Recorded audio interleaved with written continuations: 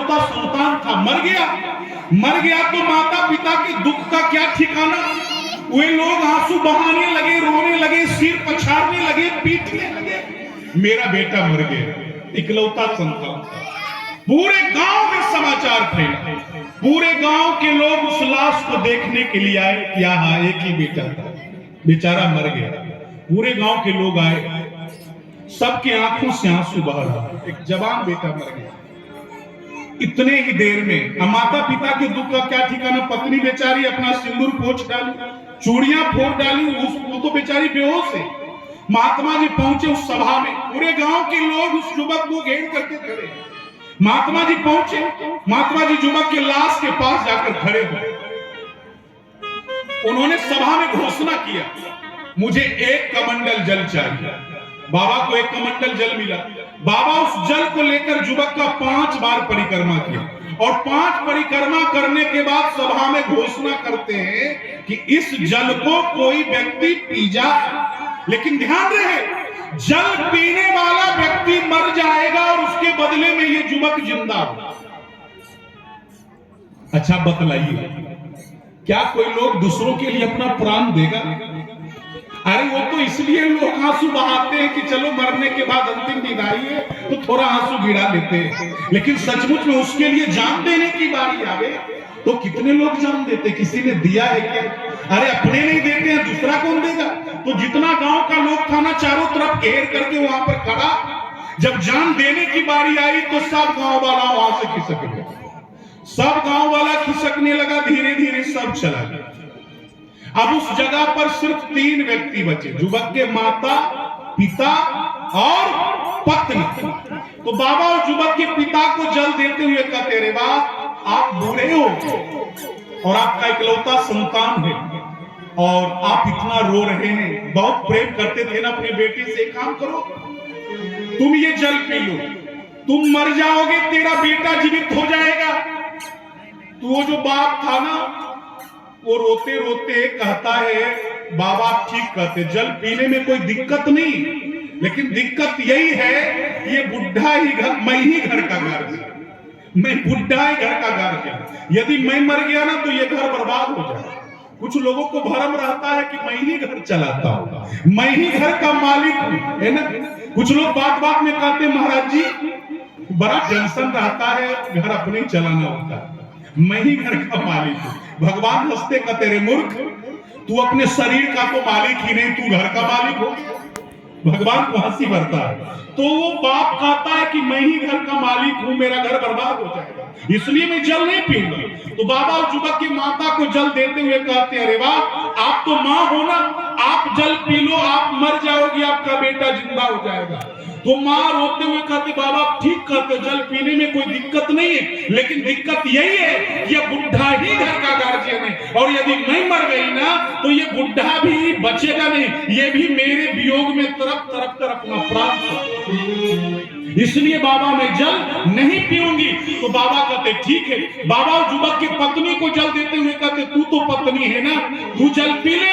अरे स्त्री का धर्म होता है पति का सेवा करना, तुम जल पी लो, तुम मर जाओगी, तुम्हारा पति जीवित हो जाएगा, जल पी लो।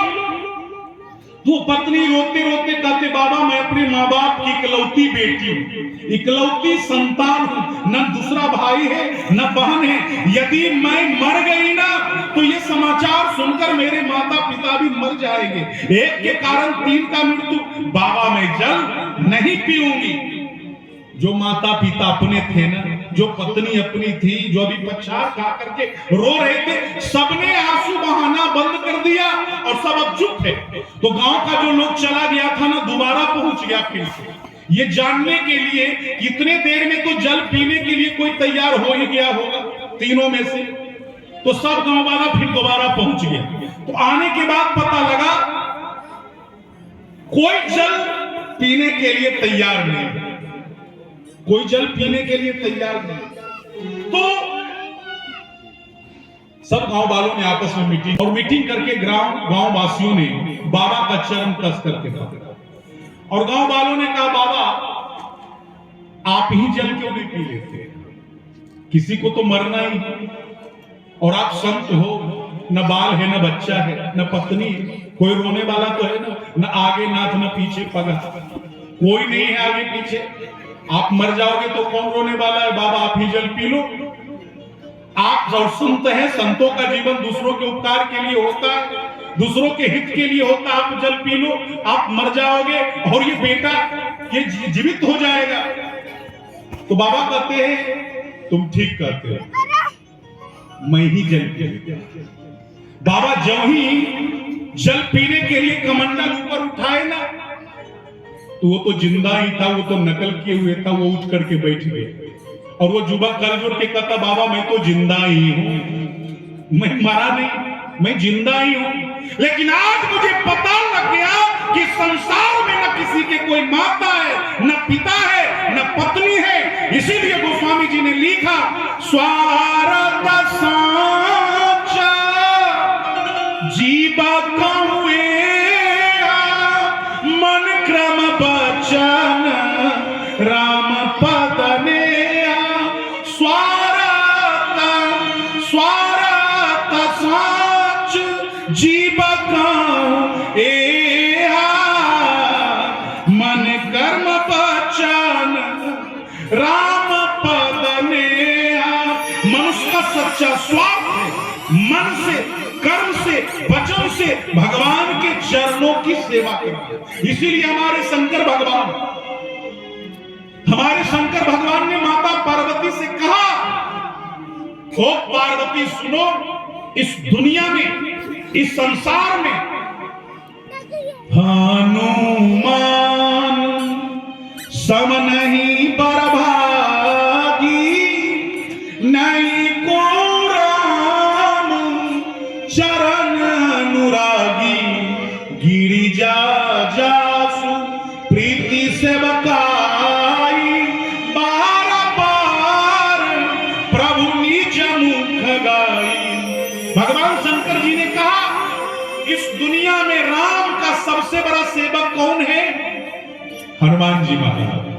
जो हनुमान जी आपके यहाँ साक्षात वक्कार है, जो विराजमान है। शंकर भगवान ने कहा हनुमान से बढ़कर राम का कोई दूसरा सेवक नहीं है।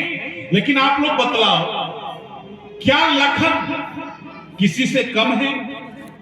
जो लखन लाल राम के लिए 14 वर्षों के लिए अपनी पत्नी का त्याग कर दिया, अयोध्या का त्याग कर दिया, क्या वो लखन लाल किसी से कम है? वो भरतलाल जिन्होंने राम के लिए उस राज को ठोकर मार दिया, क्या वो किसी से कम है? लेकिन शंकर भगवान ने कहा हनुमान से बड़ा कोई सेवक नहीं है। जिस समय राम जी चलने लगे ना जंगल के लिए, तो लखन लाल जी ने कहा मैं भी चलूंगा, मैं तो एक छोटा बच्चा हूं भैया, यदि आप साथ लेकर के नहीं गए ना। भगवान ने बंटवारा किया है, लखन की सेवा, भरत की सेवा और हनुमान की सेवा में अंतर क्या है? क्यों हनुमान जी के लिए शंकर भगवान ने कहा कि हनुमान से बड़ा कोई सेवक नहीं है? क्योंकि सेवा का बंटवारा है। लखन लाल जो है राम के शरीर के सेवक, और इसीलिए निरंतर साथ रहते हैं, क्योंकि शरीर की सेवा पास रह करके की जा सकती है, दूर रह करके नहीं। और भरतलाल जी महाराज राम के आदर्श सेवक, आदर्श के लिए संकोच परम आवश्यक है। और भरतलाल इतने संकोची हैं, गोस्वामी जी ने लिखा महु स्नेहा संकोच बस सन्मुख कही न बैन, दर्शन तृप्ति न आजू लगी प्रेम पियास में। जो दृष्टि मिलाकर बात नहीं कर सकता वो राम की सेवा क्या करेगा? तो लखन लाल जी राम के शरीर के सेवक थे, भरतलाल जी महाराज राम के आदर्शों के सेवक थे, राम के भक्तों की सेवा करने वाले। लेकिन हनुमान जी महाराज कौन सेवक थे? जब हनुमान जी ने अपने कंधे पर राम और लखन को बिठा लिया ना, राम और लखन को बिठा लिया, तो राम जी लखन की ओर देखकर मुस्कुराते और कहते हैं लखन आज मुझे पूर्ण सेवक मिला। अब जरा सोचिए ये किस